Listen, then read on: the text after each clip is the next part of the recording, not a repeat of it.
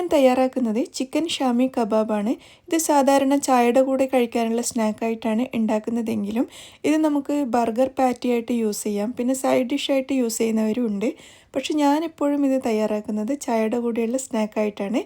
അടിപൊളി ടേസ്റ്റാണ്. അപ്പോൾ എങ്ങനെയാണ് വളരെ രുചിയായിട്ട് നമ്മുടെ ചിക്കൻ ഷാമി കബാബ് തയ്യാറാക്കി എടുക്കുന്നതെന്ന് നോക്കാം. നമുക്ക് ആദ്യം തന്നെ ഇതിനായിട്ട് വേണ്ടത് 1/2 കപ്പ് കടലപ്പരിപ്പാണ്. അപ്പോൾ കടലപ്പരിപ്പ് ഒരു ബൗളിലേക്ക് ഇട്ടതിന് ശേഷം നല്ലതുപോലെ നമുക്കൊന്ന് കഴുകിയെടുക്കാം. കഴുകിയതിന് ശേഷം നമുക്കിത് 2 മണിക്കൂർ ഇതുപോലെ കുതിർത്തെടുക്കണം. കുറഞ്ഞത് 2 മണിക്കൂറെങ്കിലും വെക്കണം കേട്ടോ, എങ്കിലേ നല്ലതുപോലെ കുതിർന്ന് കിട്ടുള്ളൂ. അപ്പോൾ 2 മണിക്കൂറിന് ശേഷം നമുക്ക് മസാല തയ്യാറാക്കാം. അതിനായിട്ട് ചൂടായ പാനിലോട്ട് 2 ടേബിൾ സ്പൂൺ ഓയിൽ ഒഴിച്ചു കൊടുത്തിട്ടുണ്ട്. ഇതിലേക്ക് ഒരു തക്കോലത്തിൻ്റെ പകുതി ഞാൻ ചേർത്തിട്ടുണ്ട്. പിന്നെ ഒരു കറുത്ത ഏലക്കായ്, കറുത്തതില്ലെങ്കിൽ ഗ്രീൻ കളറിലുള്ളത് ചേർത്താൽ മതി. 1 ടീസ്പൂൺ ചെറിയ ജീരകം ചേർത്തിട്ടുണ്ട്. ഇതെല്ലാം കൂടി നല്ലതുപോലെ ഒന്ന് ചൂടാക്കിയെടുക്കാം. ഇത് ചൂടായിട്ട് വരുന്ന സമയത്ത് നമുക്കിതിലേക്ക് ചിക്കൻ ചേർക്കാം. ഞാനിവിടെ 250 ഗ്രാം ബോൺലെസ് ചിക്കൻ ഇതിലേക്ക് ചേർത്തിട്ടുണ്ട്. അപ്പോൾ ചിക്കന് പകരം നിങ്ങൾക്ക് ബീഫും മട്ടനും ഒക്കെ വെച്ചിട്ട് ഇത് തയ്യാറാക്കാം കേട്ടോ. ബീഫ് ഒന്നുകൂടി നല്ല ടേസ്റ്റാണ് ഷാമി കബാബിന്. പിന്നെ ഞാൻ ഇതിലേക്ക് ഒരു സവാള ചേർത്തിട്ടുണ്ട്. 1 ടീസ്പൂൺ ഇഞ്ചി വെളുത്തുള്ളി paste, 3/4 table spoon chilli flakes, 1 teaspoon മുളക് പൊടി, പിന്നെ 1 ടീസ്പൂൺ മല്ലിപ്പൊടി, 1/4 ടീസ്പൂൺ മഞ്ഞൾപ്പൊടി, പിന്നെ ആവശ്യത്തിനുള്ള ഉപ്പ്. ഞാൻ ഏകദേശം ഒരു 3/4 ടീസ്പൂണോളം ഉപ്പ് ചേർത്തിട്ടുണ്ട്. എന്നിട്ടെല്ലാം കൂടി നന്നായിട്ടൊന്ന് മിക്സ് ചെയ്തെടുക്കാം. എല്ലാ പൊടികളൊക്കെ ചേർത്ത് 1 മിനിറ്റോളം നന്നായിട്ടൊന്ന് മിക്സ് ചെയ്തെടുത്തിട്ടുണ്ട്. അതിനുശേഷം നമ്മൾ കുതിർത്ത് വെച്ച കടല അതിൽ വെള്ളമൊക്കെ കളഞ്ഞിട്ട് ഇതിലേക്ക് ചേർത്ത് കൊടുക്കുക. എന്നിട്ട് വീണ്ടും നന്നായിട്ടൊന്ന് മിക്സ് ചെയ്തെടുക്കാം.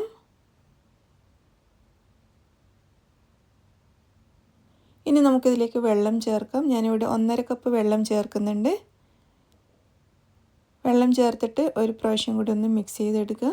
അതിനുശേഷം നമുക്കിതിവിടെ അടച്ച് വെക്കാം. അടച്ച് വെച്ചിട്ട് ഒരു 20-25 മിനിറ്റ് വരെ ഇത് വേവിച്ചെടുക്കണം. അപ്പോഴേക്കും നമ്മുടെ കടലയും ചിക്കനൊക്കെ നല്ലതുപോലെ വെന്ത് കിട്ടും. ഒരു 25 മിനിറ്റൊക്കെ ആയപ്പോൾ ഇതാ കണ്ടില്ലേ, നല്ലതുപോലെ വെന്തിട്ടുണ്ട്. ഇതിൽ വെള്ളം കുറച്ച് അധികം ഉണ്ടെങ്കിൽ ഇതുപോലെ ഇളക്കി വെള്ളം നല്ലോണം വറ്റിച്ചെടുക്കണം കേട്ടോ, എങ്കിൽ മാത്രമേ നമുക്ക് നല്ലതുപോലെ ഉരുട്ടിയെടുക്കാൻ പറ്റുള്ളൂ. അപ്പോൾ അധികം വന്ന വെള്ളമൊക്കെ ഇതുപോലെ കുറച്ച് ഫ്ലെയിം കൂട്ടി നന്നായിട്ടൊന്ന് വറ്റിച്ചെടുത്തതിന് ശേഷം നമുക്കിത് അടുപ്പത്തുനിന്ന് മാറ്റാം. എന്നിട്ട് കുറച്ച് തണുത്ത് ഒന്ന് റൂം ടെമ്പറേച്ചറിലാവുമ്പോൾ ഞാനിതൊരു ഫുഡ് പ്രോസസ്സറിൽ ഇട്ട് കൊടുക്കുകയാണ്. ഇത് നല്ലതുപോലെ ഒന്ന് അരച്ചെടുക്കണം, അല്ലെങ്കിൽ മിക്സിയുടെ ഒരു ജാറിലിട്ടിട്ട് നന്നായിട്ട് അരച്ചെടുത്താൽ മതി.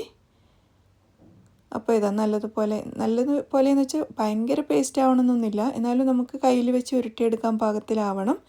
അതിനുശേഷം ഒരു 3 പച്ചമുളക് അരിഞ്ഞതും കുറച്ച് മല്ലിയില അരിഞ്ഞതും ചേർത്തിട്ടുണ്ട്. പിന്നെ 1/2 ടീസ്പൂൺ ഗരം മസാലപ്പൊടി, 1/2 ടീസ്പൂൺ ചാട്ട് മസാല പൗഡറും കൂടി ചേർത്തിട്ടുണ്ട്. എന്നിട്ടെല്ലാം കൂടി നന്നായിട്ട് മിക്സ് ചെയ്തെടുക്കാം. ചാട്ട് മസാല പൗഡർ നിങ്ങളുടെ കയ്യിലുണ്ടെങ്കിൽ ചേർത്ത് കൊടുക്കുക, ഇല്ലെങ്കിൽ കുഴപ്പമൊന്നുമില്ല. അതിൻ്റെ ഒരു ചെറിയ ഫ്ലേവർ ഉണ്ടാകുന്നത് എപ്പോഴും നല്ല ടേസ്റ്റാണ്. അതിന് ശേഷം നല്ലതുപോലെ മിക്സ് ചെയ്തതിന് ശേഷം ഒരു വലിയ ഉരുള ഇതുപോലെ എടുത്ത് നന്നായിട്ട് അങ്ങ് ഉരുട്ടിയെടുക്കാം.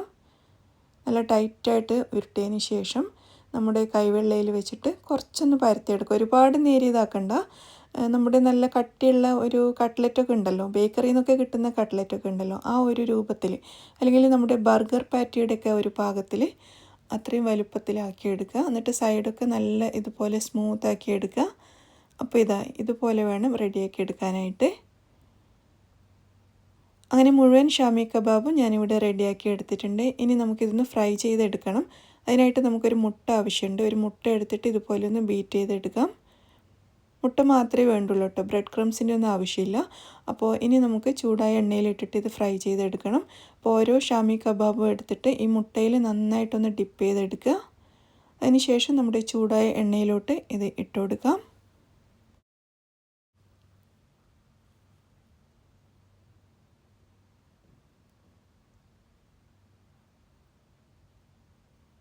എണ്ണയിലിട്ടതിന് ശേഷം നല്ലതുപോലെ ഫ്രൈ ചെയ്തെടുക്കാം. തിരിച്ചു മറിച്ചിട്ട് നല്ലൊരു ഡാർക്ക് കളറാകുന്നത് വരെ ഫ്രൈ ചെയ്തെടുക്കണം.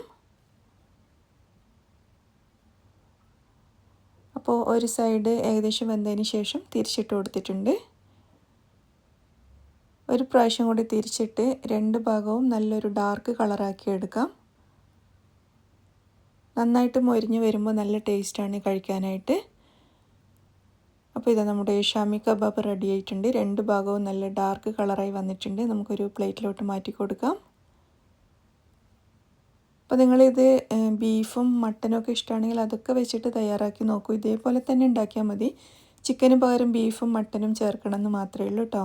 അപ്പോൾ നമ്മുടെ ഷാമി കബാബ് മുഴുവനായിട്ടും ഫ്രൈ ചെയ്തെടുത്തിട്ടുണ്ട്. അപ്പോൾ ഇതിൻ്റെ ഉൾഭാഗമൊക്കെ കണ്ടില്ലേ, കാണുമ്പോൾ തന്നെ നമുക്കറിയാൻ പറ്റും എന്തുമാത്രം ടേസ്റ്റാണെന്നുള്ളത്. എനിക്ക് ഒന്നുകൂടി ബീഫ് വെച്ചിട്ട് ഇതിനേക്കാളും ഇഷ്ടമാണ് കേട്ടോ. അപ്പോൾ ഞാൻ ബീഫ് വെച്ചിട്ടുള്ളത് പിന്നെ കാണിക്കാം. പക്ഷേ വ്യത്യാസമൊന്നുമില്ല. ഇതിൽ ചിക്കൻ ചേർത്തതിന് പകരം കുറച്ച് ബീഫ് ചേർക്കണമെന്ന് മാത്രമേ ഉള്ളൂ. അപ്പോൾ എല്ലാവരും ട്രൈ ചെയ്ത് നോക്കുക. ഇതിൻ്റെ കൂടെ ഗ്രീൻ ചട്നി ഉണ്ടെങ്കിൽ ഒന്നുകൂടി സൂപ്പറായിരിക്കും. അപ്പോൾ നമ്മൾ തയ്യാറാക്കുന്ന ഗ്രീൻ ചട്നി ഉണ്ടല്ലോ, അതും കൂടി തയ്യാറാക്കിയിട്ട് കഴിച്ച് നോക്കൂ. അതിൻ്റെ ലിങ്ക് ഞാൻ ഡിസ്ക്രിപ്ഷൻ ബോക്സിൽ കൊടുക്കാം. അപ്പോൾ എല്ലാവർക്കും വീഡിയോ ഇഷ്ടമായെന്ന് വിചാരിക്കുന്നു. താങ്ക്